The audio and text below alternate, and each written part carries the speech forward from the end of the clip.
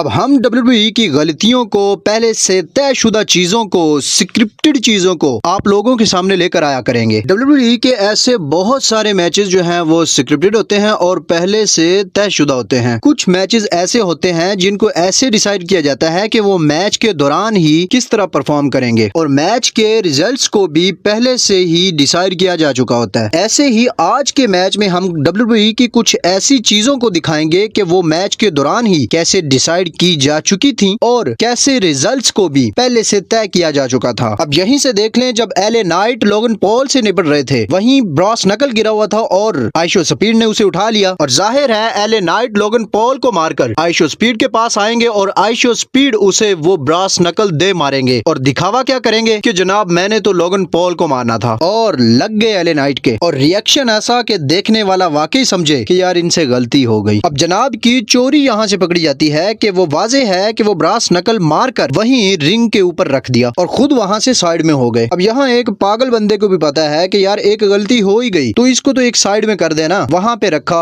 वो सिर्फ और सिर्फ लोगन पॉल के लिए, क्योंकि वो उसी का हथियार है तो उसके लिए रख दिया और वही ब्रास नकल उठा लिया लोगन पॉल ने। अब लोगन पॉल ने वो मारने की कोशिश की, उसको यूज करने की कोशिश की, लेकिन उसको हैंडल किया जिमी ऊसो और जे ऊसो दोनों ने। अब यहाँ पर वो ब्रास नकल यूज तो नहीं हुआ, लेकिन ऑडियंस को यहाँ पर एंटरटेन जरूर किया गया कि अगर वो ब्रास नकल यूज हो जाता तो पक्का लोगन पॉल के जीतने के चांसेस ज्यादा हो जाते। और यहाँ पर वो ब्रास नकल यूज नहीं हुआ, उसके बावजूद लोगन पॉल की जीत हुई। यहाँ पर लोगों को मजीद एंटरटेन किया गया कि देखो कैसे कहानी को बदला जा सकता है। अब यहाँ से आप बहुत अच्छी तरह से देख सकते हैं कि जब जिमी ऊसो और ऑस्टिन थ्योरी मैच में लीगल हैं, तो जिमी ऊसो लोगन पॉल की तरफ एक फ्लाइंग मूव लगाने क्यों जा रहे थे? उनको क्या जरूरत थी बाहर जाने की जब उनका ओपोनेंट जो लीगल है वो उनके सामने पड़ा हुआ है? लेकिन ये मैच उनको हारना था, इसलिए बाहर मुंह निकाल कर वो ब्रास नकल खाकर ये मैच उनको हारना था। और उधर जे ऊसो ऑस्टिन थ्योरी पर एक फ्लाइंग मूव लगाने लगे थे जो कि वो भी इलीगल था। और बाद में जब जिमी ऊसो ने वो ब्रास नकल खाकर रिंग के अंदर की तरफ गिर गए और उसके बाद जे ऊसो ने वो देखा और लोगन पॉल पर एक फ्लाइंग मूव लगाया और जिमी ऊसो को ऑस्टिन थ्योरी ने पिन कर दिया और ये मैच हार गए। अब यहाँ पर यह दिखाया गया कि जिमी ऊसो गलत रो में जा रहे थे, जे ऊसो गलत रो में जा रहे थे, लेकिन लोगन पॉल ने उसे सही तरीके से डिलीवर किया, जिसका तजुर्बा जिमी ऊसो और जे ऊसो दोनों से कम है, फिर भी उसने ये कैसे अच्छी तरह से डिलीवर कर लिया और उनको हरा दिया, क्योंकि ये पहले से ही तय था, क्योंकि एक छोटे से छोटा रेसलर भी इतनी बड़ी गलतियां नहीं करता। और इसके बाद अगर आइशो स्पीड को देखा जाए तो वो इन दोनों के साथ हैं भी और ना होने का ड्रामा रचा रहे हैं, लेकिन ये कहानी पहले से लिखी जा चुकी थी क्योंकि रेसलमेनिया बहुत करीब है और लोगन पॉल और ऑस्टिन थ्योरी को रेसलमेनिया में मौका देने का ये एक बहुत बड़ा प्लान था, क्योंकि प्लान मास्टर उनके साथ पहले से मौजूद हैं। तो मिलते हैं इसी तरह की नेक्स्ट दिलचस्प और मजेदार वीडियोस के साथ।